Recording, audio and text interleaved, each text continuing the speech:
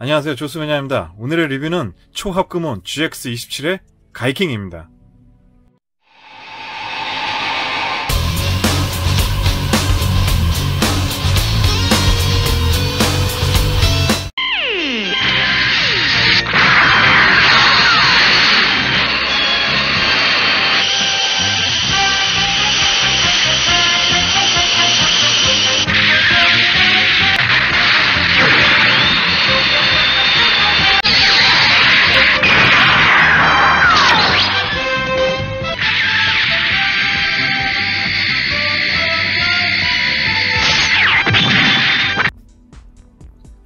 네, 오랫동안 소장해온 녀석이라 신제품 리뷰가 아닌 고전 리뷰 같은 느낌입니다.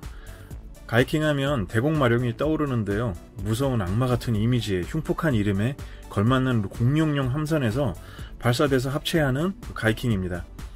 3단 분리가 된 상태에서 발사 합체하는 방식으로 재현이 가능하게 되어 있고요.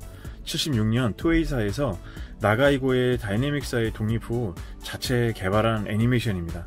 그러다 보니 나가이고의 다이나믹 기획과는 좀 무관하지만 왠지 디자인이 연계되는 분위기라 착각을 일으키는 메소드가 있습니다. 당시 토에이는 개발 시에서부터 기존의 방식에서 모두 벗어난 획기적인 스토리와 완구라인까지 염두에 두어 개발한 로봇이라서 파격적인 메이킹은 성공한 듯 하였으나 실제 당시 일본 상대 채널에 콤바트라가 방영하고 있고 예상 밖의 인기 저조와 악재까지 껴서 그리 두각을 보이지 못한 흑역사도 있습니다. 그러나 역시 유럽에서 예상 밖의 인기로 유럽 수출용 완구 제품들이 많이 수출되고 지금도 전보머신다나 여러 초합금 제품이 거래되고 있습니다. 워낙 인기가 많은 제품이라서요. 애니 관련 내용은 그만 각설하고 바로 제품 리뷰 들어가 보겠습니다. 네, 먼저 상자부터 보겠습니다. 전기와 후기가 되며 강화 파츠의 추가로 인해서 부품량도 2배가 될 수밖에 없어서인지 생각보다 상자가 꽤 큰 편입니다. 전면부의 이미지입니다. 초병기 헤드를 발사하기 위해 머리 파츠가 분리되는 장면이 머리가 파괴되는 장면처럼 연출되어 있습니다. 초기의 가이킹 그리고 후기 강화 업그레이드된 가이킹의 모습이 나란히 서 있습니다. 키도 커지고 얼굴의 마스크 파츠도 변화돼서 그리고 또 뿔도 커지고 좀 되게 더 흉폭스러워진 모습인데요. 네, 상단부하고 하단부 이미지는 둘 다 똑같은데요. 이렇게 3단 분리된 모습과 합체됐었을 때 모습 두 가지의 모습을 이렇게 멋있게 연출해 나왔습니다. 네, 측면부 모습인데요. 빛이 너무 많이 받았네요. 되게 오랫동안 소장했던 제품이라서 역시 페이스 오픈 위한 그런 모습들 나와 있고요. 가이킹 로고가 이렇게 멋지게 들어있습니다. 네, 후면부의 모습입니다. 역시 미라클 드릴 카운터 모습도 보여주고 있고요. 킬러바이트, 카운터 크로스 등 그리고 백슈레더의 모습들도 다양한 무기 파츠들에 대한 설명이 들어있고요. 무엇보다도 멋진 이 디스플레이 관련된 사진도 포함되어 있습니다. 노멀 버전과 강화 파츠의 변화되는 크기 모습들도 표현이 되어 있습니다.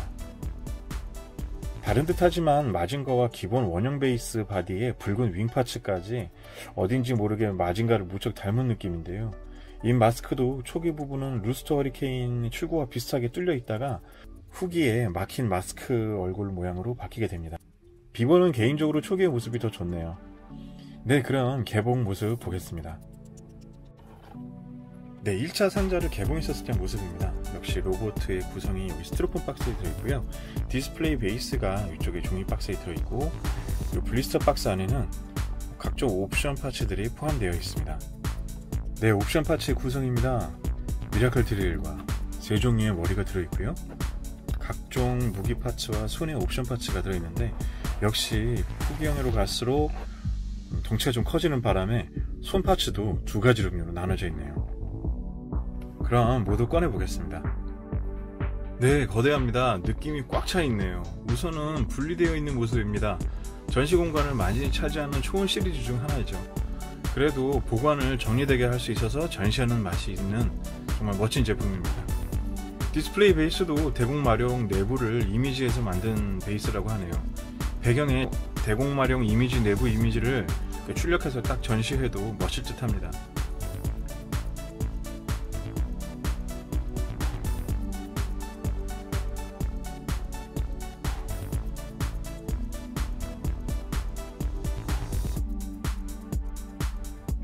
네, 가슴 부분 파츠가 맨 머리 위에 있네요. 아무래도 대공마룡의 머리를 담당하는 부분이라서 그런지 아주 메인 베이스로 가장 상단부에 자리하고 있습니다. 네, 중단부 팔 부분 모습입니다.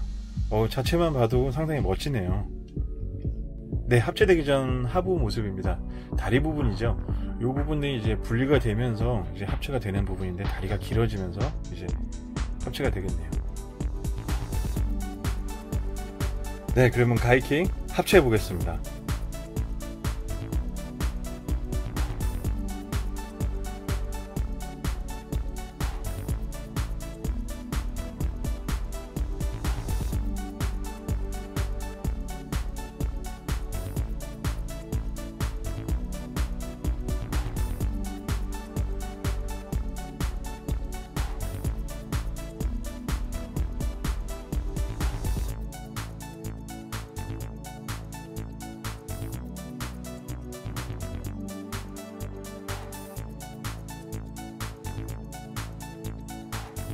네, 합체 완료했습니다. 대공마룡의 머리 부분이 가슴 부분에 부착되어 있기 때문에 상반의 무게감이 상당히 뛰어나서 다리 부분의 가동에 조금 어려움이 있습니다.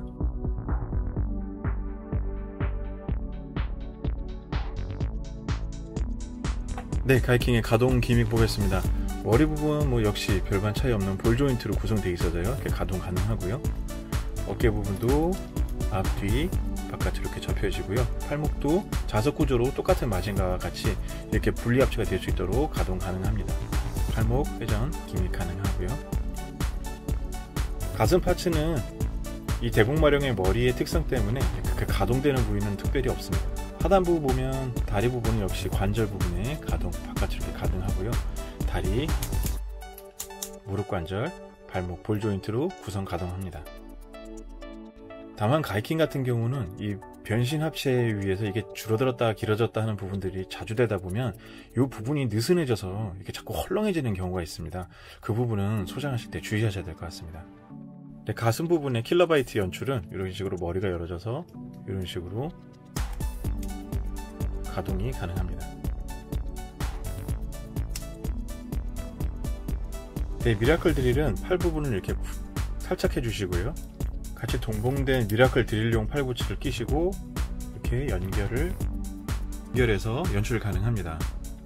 상당히 파워풀해 보이네요. 백슈레더의 전개는 이런 식으로 등 부분의 파츠를 당겼다가 이렇게 고정시켜주면 네, 백슈레더가 전개되었습니다. 네, 그리고 동봉된 파워 업그레이드 파츠들이 여러가지가 있는데요.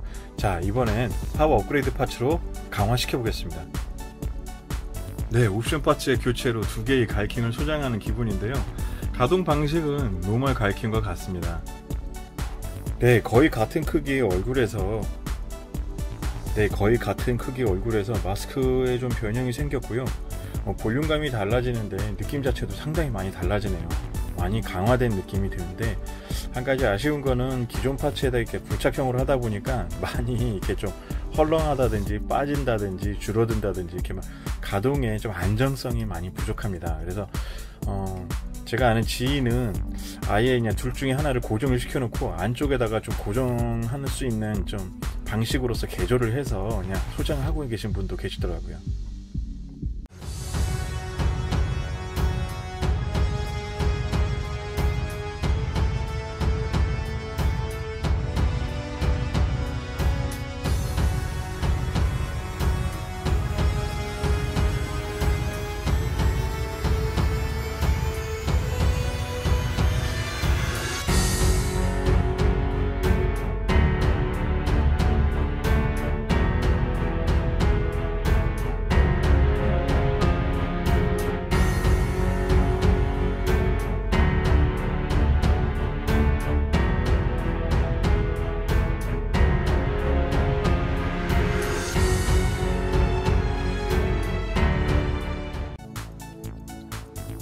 네, 마이너하다고 할 수 있을까요?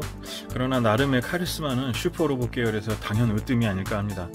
시공을 넘나드는 파워도 역대 로봇 중에서 손가락 안에 드는 파워를 자랑하는 로봇이지만 왠지 스펙에 비해서 인기가 적은 것도 사실이죠.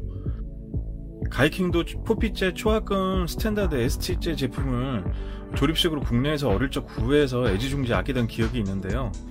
그 제품이 초합금 복제품이었던 것을 최근에 알게 되었습니다. 가이킹 고전 프라는 한 번도 그 이후에 보지는 못했는데 혹시 그 제품에 대한 정보나 자료가 있으신 분들은 코멘트에 정보 공유 부탁드리겠습니다. 여러분들의 생각과 추억담도 좀 듣고 싶네요. 저도 기회가 되면 그 녀석 관련된 프라라든지 자료들도 또 찾아서 리뷰에 올려보도록 하겠습니다. 초합금온 시리즈 중에서 지금 보면 가히 초기 제품 라인이라고 할 수 있는 제품 중에 하나인데요. 치명적인 단점으로 저번에 말씀드렸던 초기 마징가나 그레이트에 있었던 그런 하자들에 관련된 부분들이 조금씩 드러났었던 제품이기도 합니다. 팔 부분에 이런 맥기라든지 이런 부분의 광택이 조금 부식이 돼가는 듯한 느낌들도 있고요. 자석 관련된 부분들도 많은 소장하시는 분들의 의견을 들어보면 많이 이미 부식이 돼서 그 자석 파츠가 이제 분해되는 경우들도 있었다고 하는데요. 어쨌든 당시 제품에 비해선 뭐 여러가지 실험적인 합체의 구조나 변신 구조의 기믹들을 추가한 초합금온만의 제품이었기 때문에 은근한 매력이 상당히 뛰어난 제품입니다. 아직도 이 가이킹 이후에 이 제품을 대체할 만한 가이킹 제품은 별로 눈에 띄지 않는 것 같습니다. 네, 오늘 리뷰는 여기까지 하겠습니다. 다음에도 또 재미난 초합금 로봇을 갖고 여러분 찾아뵙는 시간 준비하도록 하겠습니다. 감사합니다. 비번이었습니다.